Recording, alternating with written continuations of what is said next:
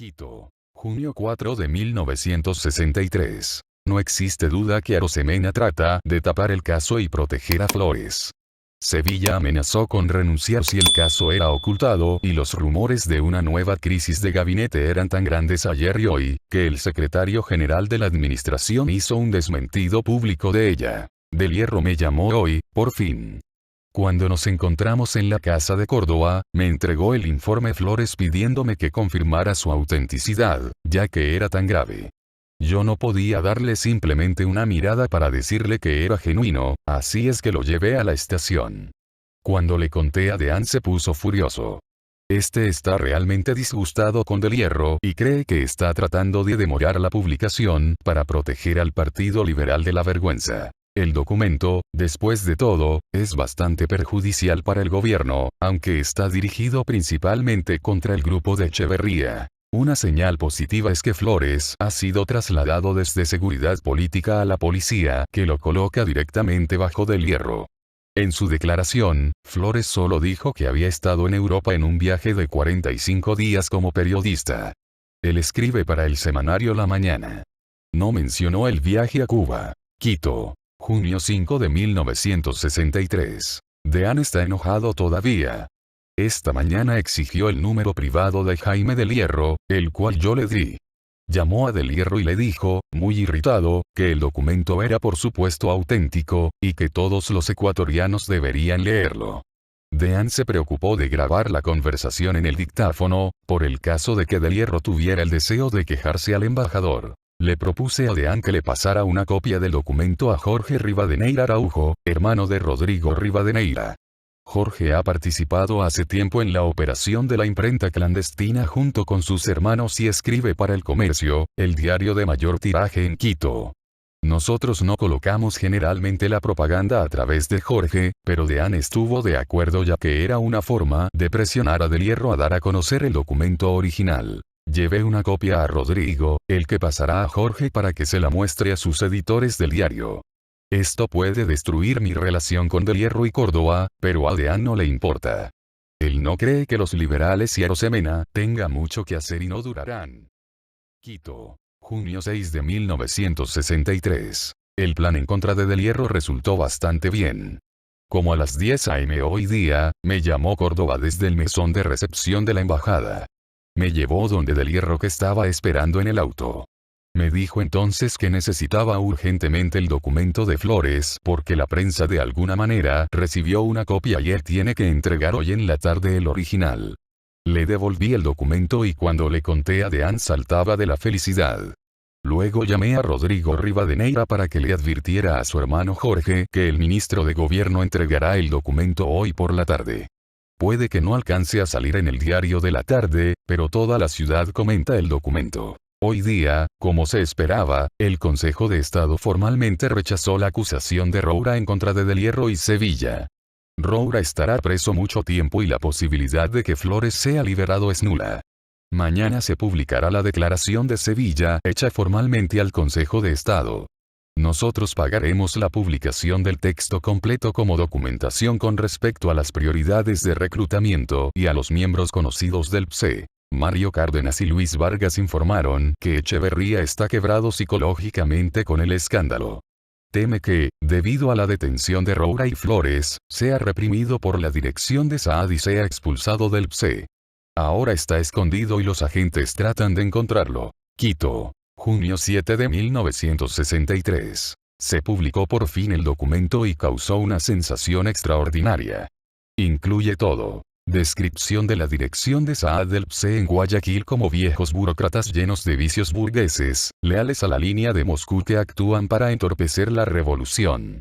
Además, dice, nosotros, Grupo Echeverría, creemos en la experiencia de la revolución cubana y en la necesidad de prepararse para una insurrección armada. Se dice que Araujo tiene un buen número de equipos entrenados y armados, citándose al grupo de Rivadeneira como útil para nuestros objetivos. Se menciona todas las oficinas de gobierno en donde Flores tiene sus contactos, incluyendo al Palacio Presidencial y se da la fecha de comienzo de las operaciones, terrorismo urbano y guerrillas rurales, como a finales de julio para que coincida con nuestro llamado a la huelga general. La CTE anunció ayer una huelga general para fines de julio coincidiendo con el documento. Incluimos en el documento de Flores esta huelga porque supimos por nuestros agentes que la CTE comunicará la decisión en cualquier momento. Se publicó hoy día junto con el documento, el anuncio de la CTE como prueba de que el documento es auténtico, y también salió esta mañana la declaración de Sevilla en el Consejo de Estado. Quito, junio 25 de 1963. Hoy sucedió otro caso sensacional, pero sin la ayuda nuestra. Se trata de un paracaidista del grupo de Torres que trató el año pasado de ayudar a que se escaparan los guerrilleros que se estaban deteniendo. Estando detenido, se escapó para secuestrar junto a otros 3, un avión DC-4 de la línea aérea que vuela entre Quito y Guayaquil. El plan consistía en lanzar volantes pidiéndole a la gente que se reuniera en el Palacio Presidencial y exigiera la libertad de Torres y los otros paracaidistas presos. Mientras el avión sobrevolaba, miembros de URGE realizarían una serie de bombardeos para exigir la libertad de Flores, Novoa y Roura, además de los paracaidistas. El paracaidista que se escapó, redujo al guardia que lo llevaba con permiso a su casa a raíz de un problema familiar serio. Al guardia lo amarraron y amordazaron, dejándolo en la parte de atrás del auto, pero se logró escapar e informó acerca del plan de secuestro que alcanzó a escuchar.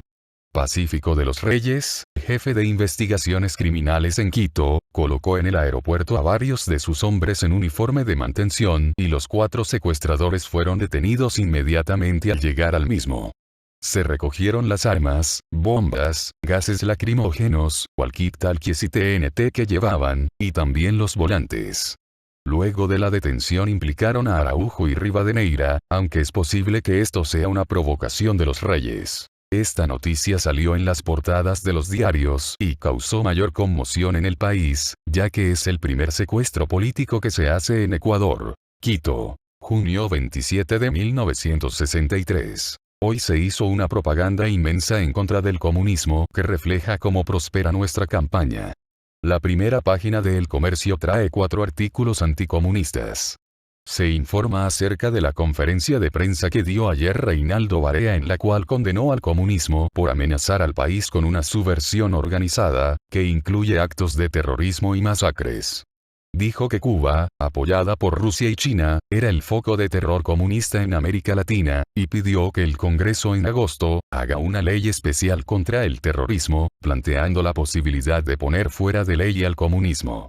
Otro artículo informó sobre la conferencia de prensa entregada por Jaime del Hierro, en la cual promete exterminar todos los núcleos de terrorismo comunista en el país. El tercer artículo describe el descubrimiento hecho por el coronel Lugo de una fábrica de bombas en Guayaquil, alegando que se encontraron 150 bombas. Informa también de una reunión estratégica realizada entre el coronel Lugo, Manuel Córdoba, el comandante general de la policía y el gobernador de la provincia del Guayas. Otro, describe las últimas noticias del secuestro frustrado del avión. Y no se olvida tampoco del caso de la estafa de desechos de los militares. También, el editorial más importante expresa alarma sobre los últimos casos de terrorismo, y otro editorial les desea éxito a los cubanos asilados, que hicieron una invasión a Cuba hace poco. Quito, junio 28 de 1963. La policía de Guayaquil conducida por el general Lugo, se apoderó ayer durante la redada, de prácticamente 300 bombas más, y los detenidos terroristas alcanzan ahora el número de 19. Ayer el ministro de Finanzas, Juan Sevilla, fue honrado en un banquete dado por la Cámara de Industria y Comercio junto con la Asociación Textil. Al condenar el comunismo, Sevilla dijo: "El país sufre una grave crisis moral. Es alarmante caminar por las oficinas de gobierno y ver cómo los valores morales se han deteriorado. Es indispensable que restablezcamos los valores morales". En el banquete se le entregó un pergamino apreciando su dará posición democrática en defensa de la libre empresa y en defensa de nuestra ideología occidental. Continúa la propaganda del secuestro del avión y del caso Roura. Se anunció hoy que el dinero quitado a Roura será verificado por expertos para verificar si es falso. Esto sirve para retrasar el asunto porque ya le dije a Jaime del Hierro que el Departamento del Tesoro en Washington se niega a certificar en forma falsa acerca de la moneda de los Estados Unidos. Quito, Julio 5 de 1983. Los últimos acontecimientos, particularmente los casos de Roura y Flores, produjeron los resultados que queríamos. En una reunión especial del Comité Central del PSE se despidió completamente al Comité Provincial Pichincha dirigido por Echeverría, y Roura quedó expulsado del partido y Echeverría suspendido. Jaime Galarza, uno de los lugartenientes de Echeverría, publicó un artículo sugiriendo que Pedro Saad es cómplice de las revelaciones que se hacen en el documento de Flores y de la detención de Roura, ya que dicha información solo puede proceder de miembros ubicados en puestos altos del partido. La campaña también tiene otros defectos. La mayor parte de los agentes, especialmente los derechistas del proyecto ECACTOR, informan que existe una mejor disposición dentro de los militares que dentro del Congreso para moverse en contra de Arosemena. Ayer dio una recepción nuestro embajador y los políticos hablaron bastante sorprendidos del progreso alcanzado hasta ahora por los comunistas, en términos de su preparación. Todos estaban preocupados con el regreso de Velasco y la posibilidad que ganara de nuevo la elección del próximo año. Algunos miembros del Congreso están ansiosos de comenzar a proceder en contra de Arosemena, pero muchos están conscientes del apoyo que tiene Arosemena y de la debilidad y división del Congreso. Quito, julio 8 de 1963. Sigue escondido Rafael Echeverría y ve a nuestros agentes de vez en cuando. Para tener un control más grande de sus actividades, y para descubrir su escondite, conseguí que se le entregara a Luis Vargas, agente infiltrado del PSE el Land Rover que se compró para el viaje de Gortaire. Le pasé el auto a José Molestina, agente colaborador y comerciante de autos usados, para que lo ponga a la venta, y John Bacon le encargó a Vargas que lo comprara. Molestina no conoce a Vargas y cuando me habló del comprador interesado, le dije se lo vendiera. Echeverría, como no tiene auto, seguramente le pedirá a Vargas que lo lleve a las reuniones. Continúa explotándose en los medios de comunicación sobre los últimos acontecimientos, incluyendo los esfuerzos por salvar a Barea. La base de Guayaquil puso un editorial en El Universo, alabando a Barea por sus últimos discursos anticomunistas. Nosotros reproducimos el editorial en El Comercio. También, utilizamos a la CEOSL para condenar los planes comunistas de terrorismo. La estación de Georgetown, Guayana Británica, acaba de lograr una victoria en contra del primer ministro marxista, Chedi Hagan. Él tiene una trayectoria política nacionalista izquierdista en esa colonia desde que asumió el poder en 1950, y predomina la fuerza india, asiática, en vez de los negros nativos. La estación se dedicó durante mucho tiempo a formar el movimiento sindical anti-Haga, principalmente a través del Servicio Público Internacional, PSD, que es la Secretaría Internacional de los Empleados Públicos. La estación de Georgetown a través del SI financió el año pasado una campaña anti-Hagan con el problema del presupuesto, que incluyó una huelga general y varios disturbios, interviniendo finalmente los británicos para restablecer el orden. En abril, comenzó otra huelga financiada por la estación y dirigida por los sindicatos de empleados públicos de Guinea, que es la afiliación local del SI. La huelga continúa hasta la fecha con el propósito de forzar nuevamente la renuncia de Hagan. Los agentes que estuvieron en Georgetown dicen que la CIA espera poner en el poder al líder de la comunidad negra, a pesar que los negros están en minoría. Quito, julio 11 de 1963. Cayó Arosemena y existe una junta militar compuesta por 4 hombres. Esta mañana los jefes de los servicios militares decidieron en una reunión del Ministerio de Defensa, reemplazar a Arosemena por una junta, y alrededor de mediodía el Palacio Presidencial fue rodeado por tanques y tropas. Uno de los motivos de su derrocamiento tiene que ver con lo sucedido anoche en un banquete que le dio Arosemena al presidente de la Gracelines W.R. Gracianco, que tiene grandes inversiones en Ecuador. A este banquete se invitó a altos personeros militares porque el presidente de la Gracelines es un almirante retirado de la Marina norteamericana. Durante los brindis, Arosemena hizo comentarios favorables acerca de las empresas norteamericanas en América Latina, pero insultó a nuestro embajador haciendo comentarios burlones de los representantes diplomáticos estadounidenses. En su borrachera, Arosemena demostró una vulgaridad increíble y finalmente abandonó el banquete y sus visitas. Me fui luego de la noticia al Hotel Majestic, en donde Jorge Andino me consiguió una pieza para observar la acción. Controlé la radio de inteligencia militar, informándole a la estación las novedades por teléfono y walkie-talkie. Luego la estación informaba a la jefatura las noticias.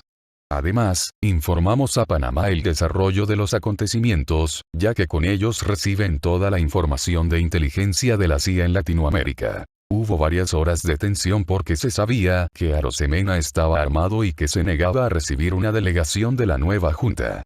Los miembros de la junta comenzaron a trabajar en las oficinas presidenciales, mientras Arosemena seguía en la parte residencial del palacio. Por último, Arosemena fue desarmado por un edecán y conducido al aeropuerto. Ahí se le puso en un avión militar con destino a Panamá, el mismo lugar donde fue enviado Velasco hace menos de 2 años atrás. Se reprimió una manifestación izquierdista durante el golpe en donde murieron 3 personas, quedando 17 heridos. Esta cifra seguramente sería mayor si se hiciese una cuenta minuciosa. Durante el golpe, Reinaldo Barea trató en vano convocar al Congreso para asegurar su sucesión. No tiene sentido, él está liquidado. La junta la componen los altos mandos del Ejército, Fuerza Aérea y Marina, además de un coronel que fue secretario del Consejo de Defensa Nacional. El capitán de la Marina es el jefe de la junta, pero se dice que el coronel Marcos Gándara, del Consejo de Defensa, es el cerebro de la junta con mayor influencia. Sin duda estos hombres son anticomunistas y por fin se tomará el tipo de acción que deseamos para destruir a la extrema izquierda, antes que ellos comiencen con sus operaciones armadas serias. Quito, julio 13 de 1963. No existe problema para que la junta consolide su poder. Recibieron mensajes de apoyo de las unidades militares del país. Se suspendieron las libertades públicas, y los comunistas están en prisión o rodeados, al igual que otros izquierdistas. En Guayaquil hay más de 100 detenidos. La junta puso fuera de la ley a los comunistas, impuso la censura y existe toque de queda desde las 9 p.m. hasta las 6 a.m. Se cancelaron también las elecciones del próximo año. Los Estados Unidos reconocerán formalmente a la junta en unos días más, pero estamos entregando ya información de la lista Lynx, al mayor de los reyes en Quito y al coronel de Guayaquil. Ellos la utilizan en las detenciones.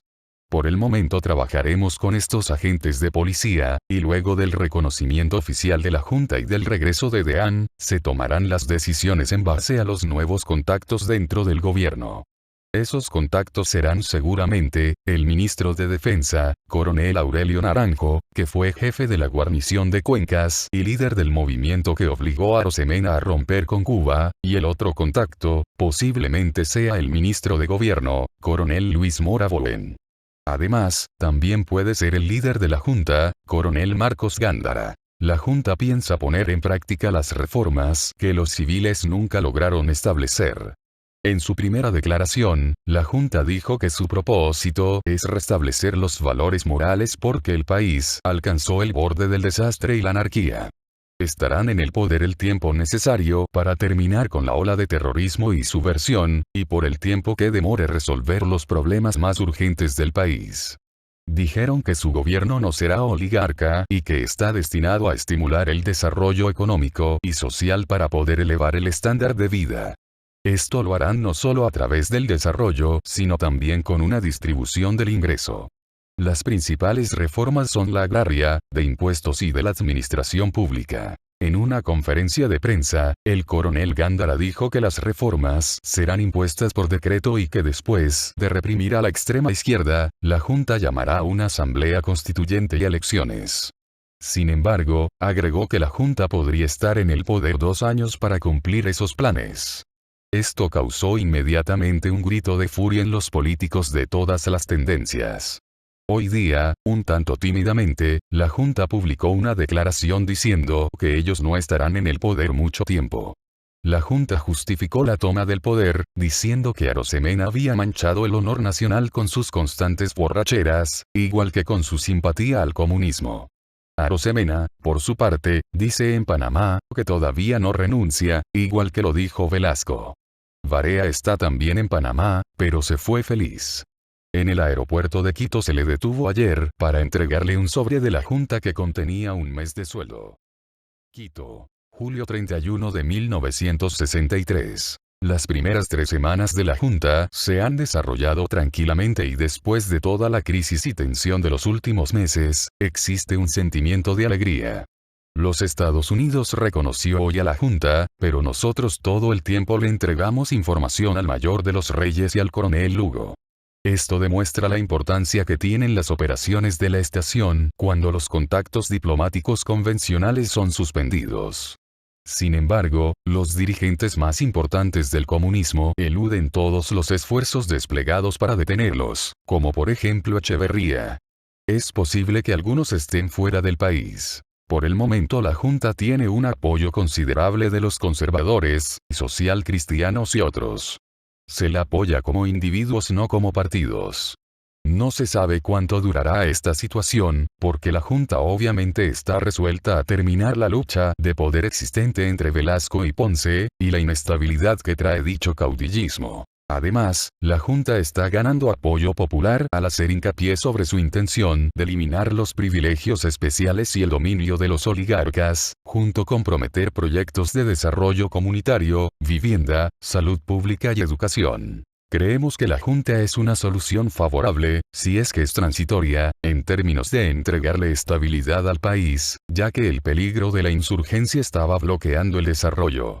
Imponiendo las reformas que el país necesita y tomando una acción firme para reprimir a la extrema izquierda, la Junta devolverá la confianza, revertir la fuga de capitales y estimulará el desarrollo económico. Quito. Agosto 15 de 1963. Deán llegó de sus vacaciones y trabaja rápidamente para establecer una relación con la Junta. Ya se reúne con el coronel Gándara, con el coronel Aurelio Naranjo y con el coronel Luis Mora Bowen. A Gándara le entrega los resúmenes semanales latinoamericanos y mundiales de inteligencia, clave secreta. Van, que recibe de la jefatura el fin de semana, entregándole a él el lunes. Gándara en principio aprobó una operación conjunta de intervenciones telefónicas. Nosotros proporcionaremos el equipo y los transcriptores y él hará las conexiones en las centrales telefónicas y proporcionará los puestos de recepción. Está de acuerdo en colocar dicho puesto en la Academia Militar. Deán quiere competir con la intervención telefónica realizada en México, que controla simultáneamente 30 líneas. Después que comience la operación, colocaremos a Rafael Buccelli para que controle las líneas políticas importantes, sin que sepa la Junta. Gil Saudade fue trasladado a Curitiba, Brasil, como primer hombre de la base en el consulado, y lo reemplaza Loren Walsh, que no habla español. Walsh es uno de los hombres más importantes del consulado y fue trasladado al hemisferio occidental del Lejano Oriente. Después de una gira por Karachi, tuvo que suspender su curso de español para poder tomar el curso de contrainsurgencia visores de estación. Tendré que hacerme cargo de la mayor parte de las operaciones de Gil Saudade. Wilson Almeida y Voz Universitaria. Operación laboral de la CEOSL con Matías Ulloa Copiano, Ricardo Vázquez Díaz y Carlos Vallejo Báez. Y la operación que funciona con Antonio Ulloa Copiano, corresponsal de la agencia Orbe Latinoamericana en Quito. La mayor parte de estos agentes son del PLPR y Antonio Ulloa dirige la radio del partido que compramos a través de él y Juan Yepes del Pozo Jr. El traslado de Saudade es más grave porque como el nuevo supervisor no habla español, no podrá hacerse cargo de ninguna de esas operaciones porque ninguno de los agentes habla bien inglés. Deán dijo que consiguió 3 empleados más para la embajada, así es que pronto llegará más ayuda. En este momento en Quito hay alrededor de 125 prisioneros políticos, incluyendo también velasquistas, comunistas y miembros de la concentración de fuerzas populares. La política de la Junta permite que se asilen, pero algunos se pueden quedar en Ecuador si sus antecedentes lo permiten. Pero esta decisión se basa, en la mayoría de casos, sobre la información que entregamos al coronel Luis Mora Bowen, ministro de Gobierno. Tomará bastante tiempo procesar a estos prisioneros, igual que los de Guayaquil y otros lugares. Deán está trabajando con el ministro de Gobierno para comenzar una nueva unidad dentro del Ministerio de Defensa, que se dedique exclusivamente a la recolección de inteligencia anticomunista. Esto es lo que hicimos dentro de la policía. Es mejor hacer este trabajo en el Ministerio de Defensa porque los políticos algún día volverán al gobierno y las unidades militares pueden mantenerse apartadas de ellos. El primer plan de reforma de la Junta es la Universidad y la Casa de la Cultura, los que son hace tiempo centro de agitación, propaganda y reclutamiento de izquierdistas y comunistas. La estación alentó a la Junta a tomar medidas con respecto a este asunto, a través de Alberto Alarcón y la publicación estudiantil de Voz Universitaria, dirigida por Wilson Almeida. En pocos días más, de acuerdo a Gándara, será publicado el primer decreto de reforma universitaria con la importante indicación de que la participación estudiantil en la administración universitaria será bastante reducida. Quito. Agosto 30 de 1963. Las operaciones laborales aparecen como si siempre estuviesen trastornadas, pero de pronto se aprecian avances. Ricardo Vázquez Díaz, uno de los agentes laborales de Gil Saudade, del cual me hice cargo, me contó el otro día que su querida era la taquígrafa oficial que transcribía todas las reuniones importantes del gabinete, y que ella le había estado pasando copias para mantenerlo bien informado dentro de SEOS. Me entregó algunos ejemplares y al verlos, ordenó que se le comenzara a pagar a ella un sueldo, a través de Vázquez. De ahora en adelante, recibiremos copias de las anotaciones de esas reuniones incluso antes que los propios participantes. En la embajada estarán disponibles solo para el embajador y el ministro consejero, y en Washington se hará una distribución limitada de resúmenes, guardando el texto completo en español, para cuando sea solicitada. El embajador, según Deam, está muy interesado en saber cómo reaccionan los de la Junta y Gabinete con respecto a él, y piensa utilizar estos documentos para planificar sus posteriores reuniones. Con el tiempo trataremos de reclutar a la querida de Vázquez. Exig 1, directamente, pero por el momento tengo que tratar esto cuidadosamente. Vázquez dice no haberle dicho a nadie de los informes, lo que yo le creo, porque si hubiera dicho a otros de los agentes de SEOSL, me lo habrían mencionado. Estos informes son una joya de inteligencia política, justo el tipo de información que las operaciones secretas deben producir. Ha habido un cambio en la terminología. Las operaciones acostumbradas a clasificarse como PP o sea laborales, juveniles, estudiantiles, comunicaciones, paramilitares o de acción política, ahora se llamarán K, o sea, de acción secreta. El cambio fue realizado por la jefatura, al mismo tiempo que el antiguo personal de la PP se fusiona con la División Internacional de Organizaciones, para formar lo que ahora se denomina, personal de acción secreta. Hemos tenido algunos problemas en nuestras operaciones laborales con el nuevo gobierno, en parte como resultado de la arbitrariedad de la Junta, el derecho de huelga está suspendido y la SEOSL recibe el mismo trato que la CTI. Esta tendencia es agravada por el ministro de Economía, Enrique Amador Márquez, que es uno de los antiguos agentes laborales de la base de Guayaquil, despedido el año pasado por regionalista.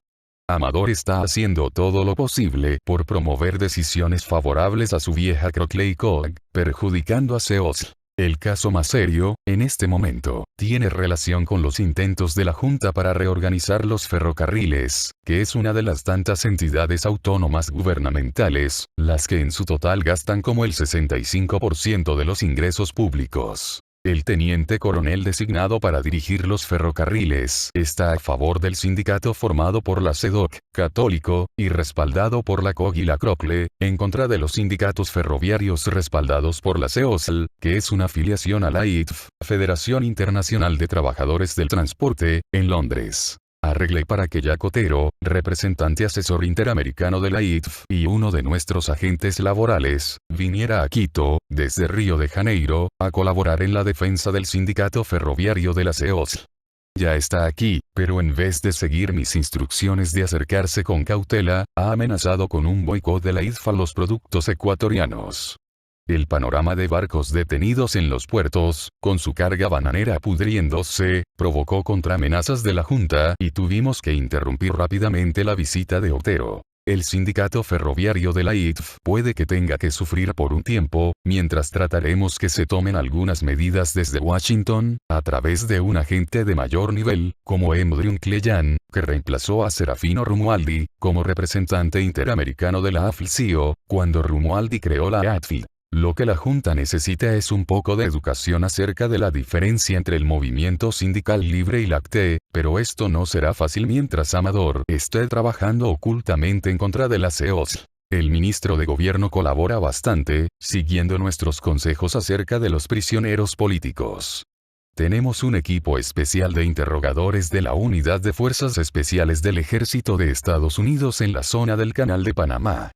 Pertenece a la escuela antiguerrillera y están ayudando a procesar los informes de interrogaciones.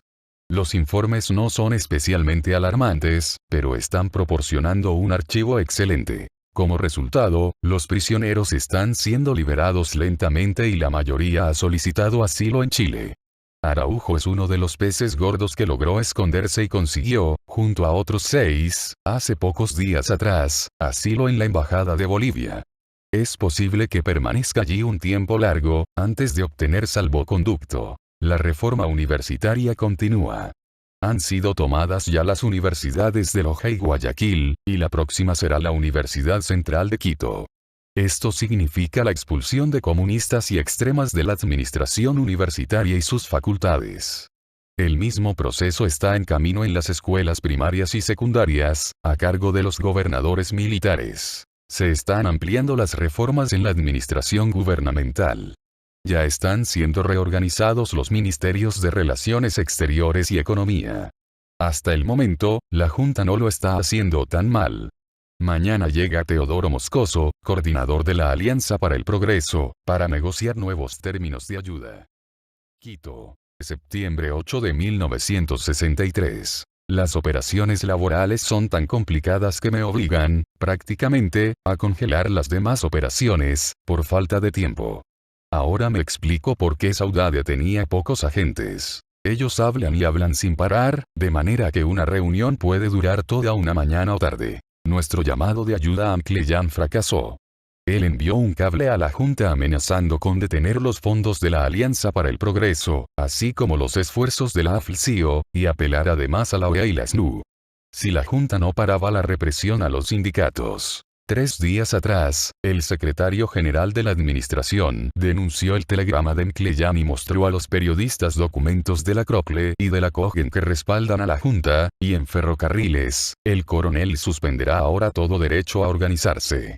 De alguna manera nosotros tenemos que revertir esta tendencia y hemos solicitado la visita de otra figura laboral de alto nivel de Washington, con la esperanza de que sea William Doherty, antiguo representante de la TI latinoamericana que ahora está en el AIBL. Doherty es considerado como nuestro agente laboral más efectivo y DEAN piensa que puede modificar la actitud de la Junta hacia nuestras organizaciones. No hace mucho, el personal de CA envió 2 funcionarios operativos a la estación de Panamá, para que prestaran asesoramiento en las operaciones laborales en el hemisferio, de una manera parecida a los funcionarios de la División de Servicios Técnicos de Panamá. Ellos hicieron una visita corta a Quito, más que nada en términos de orientación, pero conseguirán que la ORIT envíe a alguien para ver a la Junta, sobre estos problemas. Recientemente, de acuerdo a Bill Brown, uno de los funcionarios laborales, el secretario general de la ORIT, Arturo Jauregui ha sido reclutado por la CIA, de tal modo que podrá ser guiado más fácilmente. Anteriormente, nuestro control de la ORIT en Ciudad de México se hacía a través de Morris Paladino, secretario general asesor y principal representante de la AFL-CIO. Posiblemente conseguiremos que el mismo Jauregui intervenga. También hemos tenido aquí, últimamente, 2 operadores de detector de mentiras examinando agentes. Yo decidí finalmente conocer a Atahualpa Basantes, uno de nuestros agentes infiltrados en el PSB, que ha estado informando desde 1960, pero nunca fue conocido por algún funcionario de la estación. Para ello utilicé la excusa del detector de mentiras. La entrevista con Basantes fue interesante, porque demostró cuán útil es la agitación, para ciertos sectores, aparte de determinar el grado de la honestidad y sus sentimientos hacia nosotros y sus camaradas del partido. Él es, sin duda, un hombre confundido, atraído por el dinero que le damos. Sin embargo, aún está convencido de que el capitalismo es dañino para su país. Porque trabaja con nosotros.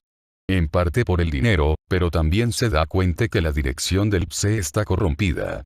De ahora en adelante trataré de verlo por lo menos una vez al mes. Sus informes han disminuido durante los últimos 6 meses, principalmente porque el Dr. Ovalle maneja los asuntos en forma muy débil. Estoy buscando otro enlace. En vez de subirle el sueldo, de lo cual no estoy muy seguro, he acordado pagarle la prima de una política de seguro de vida para basantes. Es cara porque él tiene casi 50 años y su salud es mala, pero será otro factor de control. El operador que trabajó conmigo en el caso Basantes Sles Fanning, fue detenido en Singapur en 1960 mientras examinaba un enlace colaborador local, a quien la estación trataba de reclutar como agente infiltrado en la policía de Singapur. La agencia le ofreció al ministro de Singapur cerca de $3 millones para rescatar a Fanning e incluso, el secretario de Estado, Rusk, escribió una carta de disculpa, con la esperanza de liberar a Fanning. Sin embargo, pasó meses en la prisión esperando que fuera liberado. Él me contó que el análisis de la agencia, en relación al caso, indicó que la MI-6 británica, que controlaba el servicio de Singapur, en este tiempo, cuando dicho territorio era colonia británica, estaba al tanto del intento de reclutamiento, desde un comienzo. La MI-6 reaccionó enérgicamente por lo que consideró una violación de la CIA, en términos de un antiguo acuerdo de abstenerse de operar en zonas bajo control británico. Uno de los agentes que Saudade envió a Cuba, acaba de ser detenido a su regreso a Guayaquil y nadie sabe qué hacer con respecto a él. El agente es Cristóbal Mogrovejo, el mismo agente de Loja, a quien utilizamos para hacer la instalación radial que casi resultó una tragedia. Dean está tomando una actitud dura con Mogrovejo, porque se le dijo a la gente que no regresara al Ecuador, después de dejar La Habana y encontrarse con funcionarios de la estación de Miami, ex Habana. Habíamos enviado estas instrucciones precisamente para proteger a Mogrovejo, pero como él se negó a obedecer, Dean no está ansioso de sacarlo en libertad. Fue detenido al encontrársele material cubano de propaganda, increíblemente estúpido, a su llegada. La detención causó un amplio comentario en Loja donde Mogrovejo es presidente de la Asociación de Estudiantes de Leyes de la Universidad de Loja y muy conocido como católico observante. Por el momento, las operaciones de escucha, en contra del departamento de Echeverría y Flores están suspendidas. Tarde o temprano, Flores se asilará y Echeverría todavía está escondido. La operación auditiva y fotográfica en la librería del APSE está también suspendida, desde que la Junta cerró la librería, e inmediatamente después del golpe. Ahora tendremos que recuperar el equipo auditivo golpeando y haciendo sonar, aún más, los viejos clavos y tablones. Quito. Septiembre 20 de 1963. Este ha sido un mes de constante movimiento de personas, agentes, visitantes y nuevo personal de estación. Llegó el primero de los nuevos funcionarios operativos de la estación. Se trata de Morton, P.T. Palmer y su cobertura está en la sección económica de la embajada. Sin duda será un aporte excelente para la estación y yo ya estoy comenzando a traspasarle algunas de las operaciones secretas. Dean me encargó que me hiciera cargo de otro visitante. Ted Shannon, antiguo jefe de estación en Panamá y ahora jefe de la sección de personal de contrainteligencia en la jefatura, responsable de los funcionarios de la CIA bajo cobertura de la AID, Seguridad Pública. Shannon fue el fundador de la Academia de Policía Interamericana en Panamá, que, incidentalmente, se trasladará el próximo año a Washington con un nombre nuevo: Academia Internacional de Policía. Estaba un poco enojado de que nosotros no hubiésemos ocupado plenamente nuestro funcionario bajo cobertura de seguridad pública, John Burke. Dean está preocupado porque ha recibido críticas de la jefatura con respecto a que él no ocupa toda la gente que tiene. A Burke se le integrará primero al equipo interrogador de las fuerzas especiales, que trabaja con los prisioneros políticos. Regresó al Ecuador Reinaldo Barea ayer, pero continúa su problema. La Junta canceló la acusación en contra de Barea inmediatamente del golpe, diciendo que tendría que someterse a juicio si volvía. Esto significa que comienza el juicio. También acordó Barea no meterse en las actividades políticas. De Panamá fue a Houston y un funcionario de la jefatura le entregó su último sueldo, pero Dean puede establecer el contacto nuevamente si lo necesita, a través de Otto Klandensky. Regresó también Manuel Naranjo, que fue reemplazado como embajador de Ecuador en las Naciones Unidas. La jefatura quedó muy impresionada con el trabajo que realizó para la CIA en las Naciones Unidas y Dean también está muy satisfecho. Va a nombrar a Naranjo como agente de carrera, lo que significa un sueldo bastante alto y los mejores beneficios. También, esto le significa permanencia en el trabajo y recibirá, además, jubilación. Naranjo está ahora trabajando nuevamente con el Partido Socialista. Juan Sevilla, ministro de Finanzas de Arosemena y agente infiltrado de la estación, es el único que tiene un puesto con la Junta. Esto se debe seguramente a su actuación durante los últimos meses de Arosemena, fue nombrado por la Junta, embajador en Alemania Occidental. Enviamos la ficha de él a la estación de Alemania por si ellos lo necesitan. Hace algunas semanas atrás, le di a Sevilla dinero para Carlos Rendón, su secretario privado, que detuvo a Roura y le colocó a Flores el documento. Parece que Rendón fue amenazado y se va del país por unos pocos meses. El teniente coronel Federico Gortaire fue reasignado de comandante del ejército de la provincia de Manabí, a gobernador militar de provincia en Chimborazo. Mantenemos el contacto a través de Jorge Gortaire, pero Dean quiere que uno de los nuevos funcionarios vaya a Manabí a contactarlo directamente. Dean todavía no le pide al ministro de gobierno que interceda a favor de Cristóbal Mogrovejo. Mogrovejo le dijo a la policía que fue a Cuba por cuenta de nosotros, y su madre incluso vino a ver al embajador, pero Dean se hace el desentendido. Creo que debería ayudarlo a salir de la cárcel, que es realmente terrible. Comienza a desvanecerse la tranquilidad con la Junta. Los partidos políticos tradicionales están preocupados que la Junta se mantenga en el poder más tiempo que el aceptable, y no son muy populares dentro de las nuevas promociones del ejército, fundamentalmente porque los primeros ascendidos son los de la Junta. Existen ahora un coronel, un almirante y 2 generales. Quito. Octubre 15 de 1963. Siguen congeladas las operaciones laborales a raíz de las medidas arbitrarias de la Junta. Desde el mes pasado que se prepara una nueva ley de tránsito, y la Junta se niega a consultar a la Federación Nacional de Choferes, Taxis, Camiones y Choferes de Buses, la cual es la más afectada con la ley.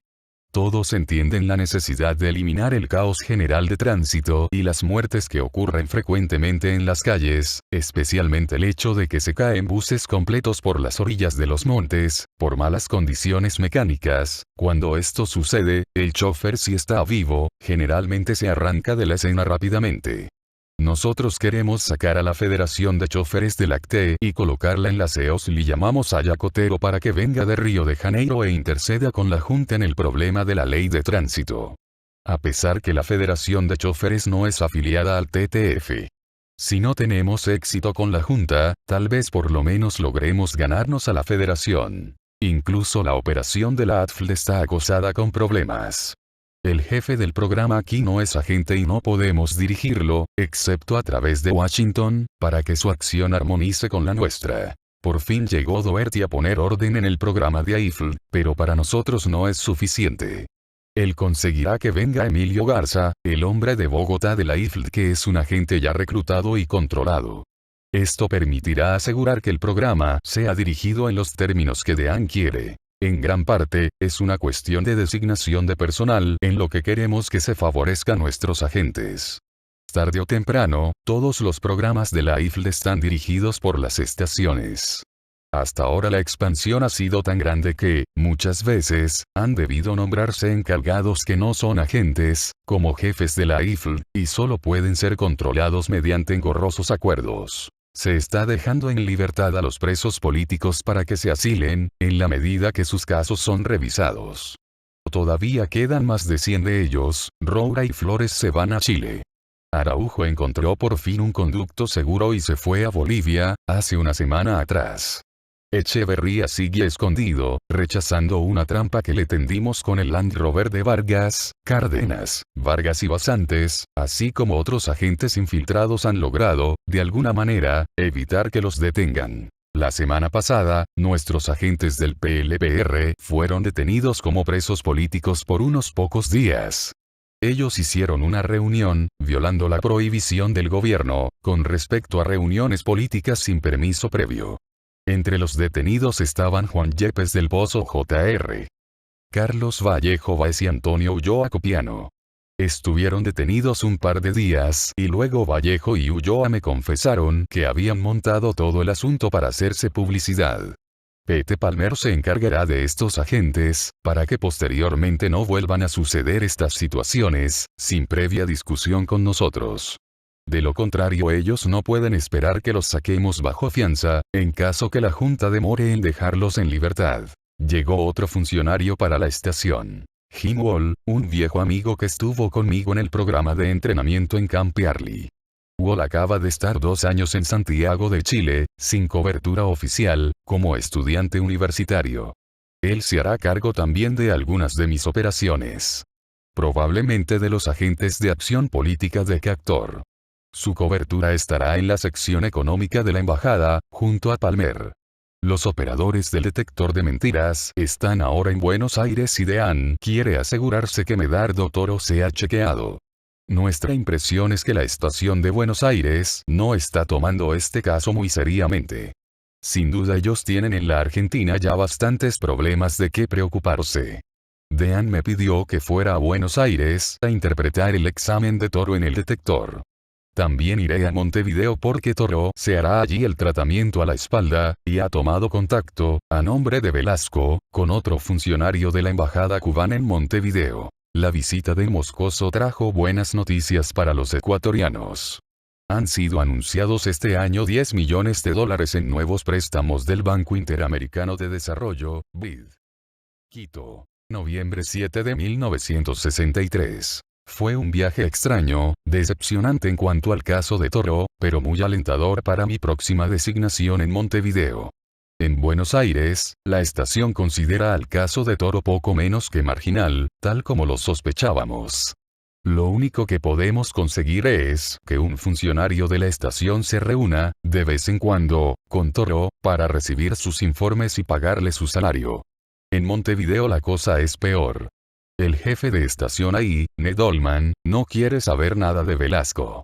Olman fue el predecesor de Noland en Quito, así es que ha tenido bastante tiempo para irritarse con Velasco, así el caso es interesante, porque Velasco está abriendo un conducto para los cubanos, a través de Toro, que ya se ha reunido con Ricardo Gutiérrez, 2 o 3 veces. Gutiérrez está calificado, por la estación de Montevideo, como jefe cubano de las operaciones de inteligencia, dirigidas, según la estación, en gran parte hacia la Argentina y las operaciones de guerrilla que se desarrollan hoy día. Será interesante saber si acaso Velasco recibe dinero de los cubanos, no sería muy improbable en perspectivas de ser candidato a presidente de Ecuador, una vez más, ya que él se negó a romper con Cuba y ha hablado a menudo muy bien de Castro. En Buenos Aires, aparte de controlar el caso de Toro, controlé 2 casos más, uno corresponde a un dirigente laboral que es uno de los mejores agentes infiltrados en el movimiento peronista y el otro, un oficial de inteligencia naval, de la Argentina, y su mujer, los que están trabajando juntos como infiltrados en el servicio de inteligencia naval. Quito, noviembre 10 de 1963. El 31 de octubre, la Federación Nacional de Choferes pasó a control del gobierno. Esta vez, una de las organizaciones que puede paralizar a todo el país. Varios de sus miembros son dueños de taxis, camiones y buses e incluso estaciones de gasolina. Tiene una orientación de clase media y es uno de los grupos organizados más importantes. Doherty le pidió a Emilio Garza, agente de AIFL de Bogotá, que viniera a suavizar los problemas existentes entre nuestros agentes de SEOSL y el AIFL. Recomendé también que fuera trasladado al Ecuador porque es uno de los hombres más efectivos. Durante los últimos meses se lanzaron bombas en los edificios de gobierno. No sabemos qué grupo hace estas operaciones, y Dean está preocupado. Estas bombas hacen aparecer al gobierno como incapaz, a pesar de todas las detenciones y asilados. Trataré de reclutar a José María Roura, que está en el penal García Moreno desde mayo. Se le permitió dejar el país e irá primero a Guayaquil, después a Lima, La Paz y eventualmente a Chile. El coronel Lugo ha permanecido en Quito las últimas semanas y me ha referido que, según el informe de los interrogatorios policiales, Roura está muy deprimido y hasta desilusionado de su pasado político.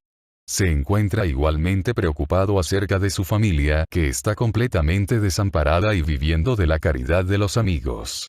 Esta información coincide con la que hemos obtenido a través de informes del interrogatorio, por otras fuentes, y de la información acerca de la familia de Roura por medio de los agentes de penetración del PSE. Luego me sugirió o me dio a entender que Roura podría estar maduro para ser abordado y reclutado, pero que no pensaba que aquello pudiera hacerse mientras él estuviera en la prisión. Después de discutir las posibilidades, Dean me sugirió que hiciera el mismo vuelo de Roura, Guayaquil-Lima y que probará suerte en el avión. Hemos arreglado el caso con Egulis, gerente de Braniff en Guayaquil, americano y agente de la base, para que me proporcionara un asiento al lado de Roura.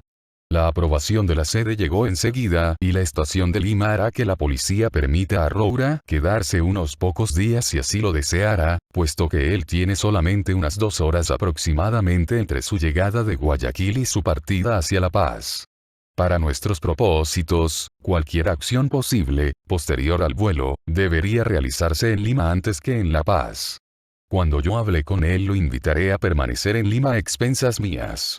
Después de todos estos meses en una de las prisiones más lóbregas del mundo, él podría aceptar.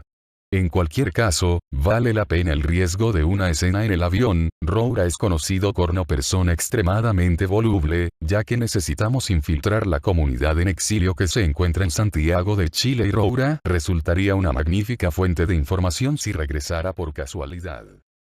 Quito. Noviembre 13 de 1963. El reclutamiento de Roura no fue perfecto, pero tampoco fue un desastre. Tomé el mismo vuelo, pero Roura estaba bajo protección policial antes de embarcarse. Los arreglos con el gerente de Braniff resultaron como estaba programado. Me estaba esperando el gerente a las 3 de la mañana en el aeropuerto y me dio el asiento del lado de Roura. Cuando entré al avión me impresionó ver que solo había alrededor de 10 pasajeros. La auxiliar de vuelo me llevó al asiento y Roura ya estaba ahí. Traté de iniciar la conversación lo más discretamente posible, como si fuera una cuestión natural entre 2 pasajeros anónimos. Yo pedí el asiento al lado de Roura, por si el avión estaba repleto, para que no se sentara nadie más con él. Después de sentarse a su lado, siguió un silencio interminable. Trataba de pensar cómo comenzar la conversación, pero otra persona tenía que empezarla, pues era claro que yo estaba con un propósito bien claro. De repente, llegó la auxiliar de vuelo y me dijo si quería cambiarme a otro asiento a dormir. Me cambié de asiento para pensar más tranquilamente, pero comencé a deprimirme. De alguna manera dominé mi nerviosismo y volví al asiento al lado de Roura, pero después de haber pensado un montón de justificaciones para sacarme el caso de encima. Pensé en alegar que no había seguridad suficiente, pero finalmente me decidí a seguir adelante. Me presenté a Roura con un nombre falso y estuvo de acuerdo en conversar conmigo. Me senté y comencé a contarle quién era yo. Le dije que era un periodista americano que estuvo en Ecuador estudiando el problema del analfabetismo las últimas semanas. Además, estudié el problema de la pobreza y salud para escribir varios artículos.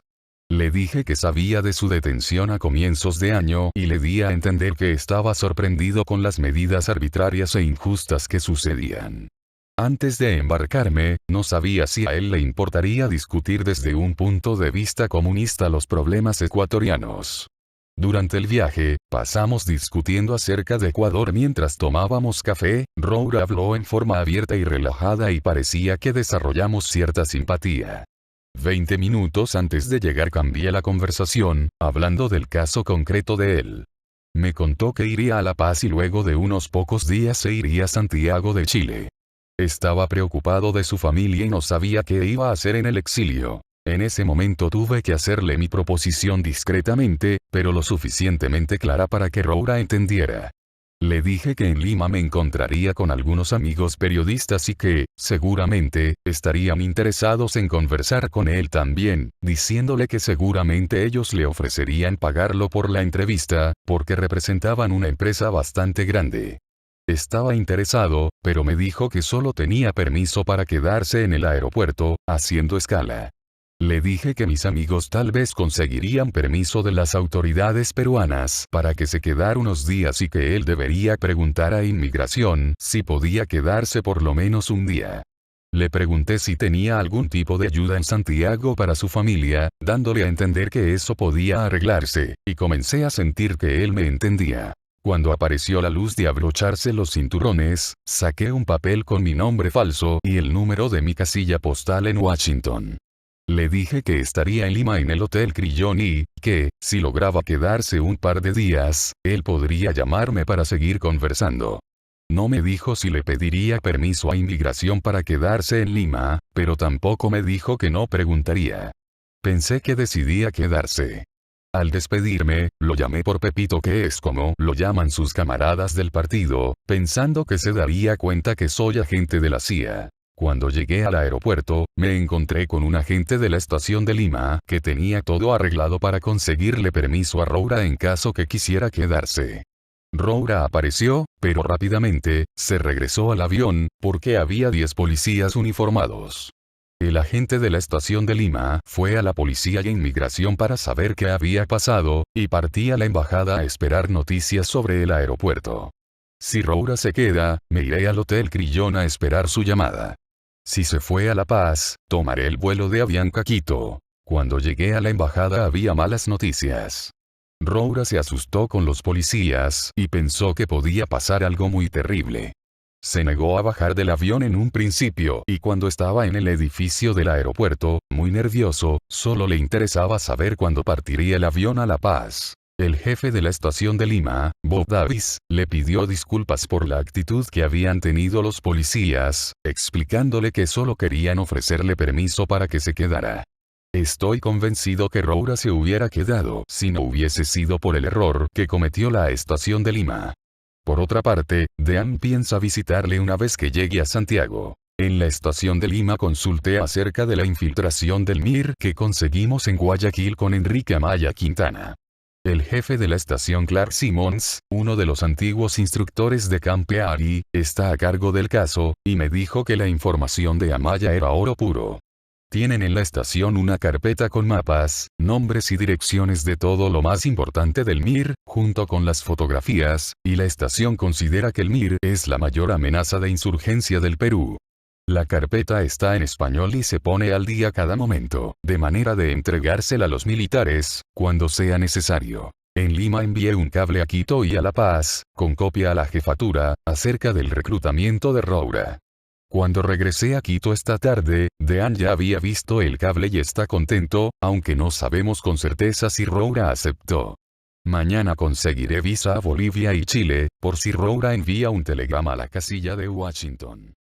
Quito. Noviembre 17 de 1963. No demoramos mucho en resolver sobre el reclutamiento de Roura. Esta mañana tuvimos un cable de la estación de La Paz con el indicador especial Ribat, comunicándonos que Roura tuvo una reunión secreta con 2 dirigentes comunistas bolivianos. En la reunión, él les refirió mi intento de reclutarlo y díjoles que si alguna vez volviera a verme me mataría. Uno de los bolivianos es un agente de la estación de La Paz. Ahora ya no necesito la visa, pero Dean continúa pensando que Roura tal vez cambie de parecer en unos 6 meses, 1 año o 2. Finalmente, él sabe que nosotros estamos interesados y tiene el número del apartado de correos. Me quedan solo 3 semanas para irme y estoy entregando las operaciones a 3 nuevos funcionarios. Además, estoy eliminando una serie de casos que no tienen mayor importancia, pero que puedo volver a tomarlos si es necesario. Entre los casos terminados está el del Dr. Filipo Valle, médico personal de Velasco y enlace de Atahualpa Basantes, agente infiltrada en el PSE. Ovalle está envejeciendo y esa es probablemente la razón principal para que la información de Basantes vaya de mal en peor. Antes de terminar pude conseguir que el embajador pusiera a Ovalle, en un segundo plano, en la lista de médicos de la embajada para otorgar visas, de otra manera él nos habría creado dificultades. La sección consultar lo había excluido por haber enviado a los Estados Unidos a varias personas con sífilis. Las oportunidades del regreso de Velasco son ahora tan lejanas que no hay razón de desperdiciar el tiempo solicitando a Ovalle información acerca de los velasquistas. Recluté un nuevo enlace con basantes, que creo pondrá más cuidado a los informes de la gente. Se trata de Gonzalo Fernández, ex coronel de la Fuerza Aérea Ecuatoriana, agregado militar en Londres hasta que fue forzado a retirarse por razones políticas. Como Basantes fue también oficial militar, es probable que ellos se relacionen bien y hagan un buen trabajo en conjunto. También acabé con la intercepción de cartas que tomé a cargo hace 2 meses cuando partió el oficial administrativo. Los agentes se inquietaron un tanto al principio, pero después de explicarles que no teníamos tiempo para abrir todas las cartas, leerlas, y fotografiarlas y entregarlas, parece que aceptaron.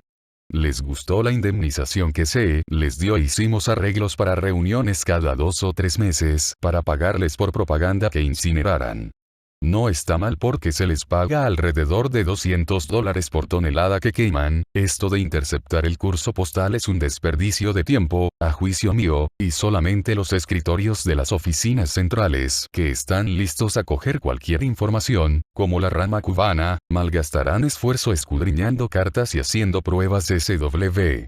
Tampa. Diciembre 10 de 1963. En el vuelo de regreso a casa, comparé la situación existente en el Ecuador con aquella que encontré cuando llegué allá por primera vez. Noland no reconocería el lugar con el crecimiento habido. En la estación de Quito tenemos ahora 8 empleados de oficina, inclusive Gabe Loet que llegará en la primavera para llenar la última y nueva creación, en oposición a los 5 que habían cuando yo llegué, más 2 secretarías adicionales, varias esposas que trabajan y un empleado más para comunicaciones. En Guayaquil todavía tenemos 2 oficiales dentro del consulado, pero hemos aumentado uno fuera de él. DEAN proyecta ahora aumentar más empleados, particularmente en Guayaquil, sin que lleven cobertura oficial. El presupuesto de la estación ha tenido igualmente un dramático ascenso, de aproximadamente $500,000 en 1960, a casi $800,000 en la actualidad. Las operaciones también han mejorado. El programa contra insurgencia ha avanzado mucho, ayudado en todo caso por los arrestados, el exilio y la represión general emprendida por la Junta. Tenemos varias operaciones secretas, particularmente las nuevas grabaciones telefónicas y la unidad militar de inteligencia que DEAN está organizando. Muchas de estas actividades son llevadas a efecto en cooperación con la Junta, sobre la cual hemos ejercido acción penetrando a través de la policía y de oficiales militares y de la principal taquígrafa transcriptora de la misma Junta, a quien tenemos en nuestra lista de pagos. Todo parece dar a entender que la acción en el campo estudiantil, así como la del ámbito laboral va a mejorar, pues las EOSL y la ATFL están bien establecidas, pese a todos los problemas que han tenido que enfrentar. Los mejores de nuestros agentes de penetración en el PSE han subsistido y hemos aumentado algunos más, incluyendo aquellos de la base de Guayaquil. En lo que a situación política general se refiere, la posición hasta aquí es aún más favorable. Cuando yo llegué a Ecuador, el ministro de gobierno era Araujo y durante 2 años y medio los partidos tradicionales hicieron tal confusión de las cosas que estimularon al pueblo a encontrar soluciones extremistas. Todos los políticos, Velasco y sus seguidores, los conservadores, los socialcristianos, los liberales y los socialistas han luchado por minúsculos intereses sectarios, algunas veces bajo la dirección de nuestros agentes, contactos o ligámenes muy estrechos. Fracasaron, eso sí, en establecer por medio del proceso democrático las reformas a las cuales ellos rindieron por lo menos un servicio de palabrería. Por último, ahora, tales reformas pueden ser impuestas por decreto y parece evidente que el orden impuesto por la Junta acelerará el crecimiento económico. La reforma agraria es todavía la mayor necesidad. En un informe publicado a inicios de este año, la Organización Mundial para la Alimentación y la Agricultura especificaba que unas 800.000 familias ecuatorianas, más de 3 millones de personas, vivían en una pobreza precaria, en tanto que 1.000 familias adineradas, 900 terratenientes y 100 de la industria y el comercio, disfrutaban de un bienestar singular. Falleció Philippe Agé, el incidente que hizo temblar a la CIA. Philippe Agé, autor del libro Inside the Company, CIA Diary, falleció en La Habana el lunes 7 de enero de 2008, a la edad de 72 años, anunció el diario cubano Granma. Sus restos mortales fueron cremados durante una ceremonia íntima. Este exoficial de la CIA, que durante 12 años participó en diversas operaciones de la Agencia Estadounidense de Espionaje en diferentes naciones latinoamericanas, había presentado su renuncia en 1968, poco tiempo después de la matanza de Tlatelolco, en México, debido a su creciente desacuerdo con las actividades clandestinas de la agencia. Más tarde, en 1975, el nombre de Philippa G. se hizo célebre en el mundo entero debido a la publicación de su libro Inside the Company, CIA Diary, en el que revelaba detalladamente las actividades terroristas, desestabilizadoras y subversivas del gobierno de Estados Unidos contra los gobiernos y personas progresistas y revolucionarios en América Latina y el Caribe. Luego de la publicación de su libro, donde describía cómo la CIA y el gobierno de Estados Unidos habían actuado en contra de gobiernos democráticamente electos en Uruguay, Argentina y Chile, Philippa G. se vio obligado a salir de su propio país para buscar refugio en Europa. Fue entonces expulsado, sucesivamente, de Gran Bretaña, Holanda, Francia, Alemania Federal e Italia. Al ser despojado de su pasaporte estadounidense, obtuvo un pasaporte de Granada, hasta la invasión de esa diminuta isla caribeña por Estados Unidos y posteriormente un pasaporte de Nicaragua, hasta la derrota electoral de los sandinistas. Fue después de que Philippa G. revelara los nombres de más de 250 oficiales de la CIA, entre ellos los de los principales jefes de estación destacados en diversos países, que George Bush padre impuso la adopción, en 1982, de la Intelligence Identities Protection Act, IPA, que establece sanciones penales contra todo el que revele dichos datos. Una ley que ha sido aplicada solamente en 2 ocasiones. Contra Philippa G. y, más recientemente, en el caso Plamy. A pesar de la persecución que las autoridades estadounidenses desataron contra el autor y su libro, Inside the Company, CIA Diary llegó a publicarse en 27 idiomas y sigue siendo hoy en día una obra de referencia para el estudio de las formas de injerencia a las que han recurrido los gobiernos de Estados Unidos, no solo contra los movimientos populares y revolucionarios sino también contra diferentes gobiernos democráticos, en el mundo entero y sobre todo en América Latina. Después del Watergate, Inside the Company sirvió de base al trabajo de la comisión investigadora del Senado estadounidense que presidió Frank Church y que dio lugar a una amplia reforma de los servicios de inteligencia de Estados Unidos, así como de las legislaciones sobre dichas agencias. En 1978 y 1979, Philippa G. se dedicó a denunciar la injerencia de Estados Unidos a nivel mundial, trabajo que realizó esencialmente a través de la publicación del Covert Action Information Bulletin y de 2 nuevos libros intitulados Dirty Work, The CIA in Western Europe y Dirty Work 2, The CIA in Africa. Philippa G. residía desde 1980 en La Habana. En un esfuerzo por contribuir a romper el bloqueo económico y comercial que Estados Unidos impone contra Cuba desde hace cerca de 50 años, creó en la capital cubana la agencia de viajes Cubalinda, para facilitar los viajes de ciudadanos estadounidenses deseosos de conocer la isla. La red Voltaire, Axis for Peace, la agencia cubana de noticias, ACN, y todos sus amigos rinden merecido tributo a este extraordinario militante de la libertad.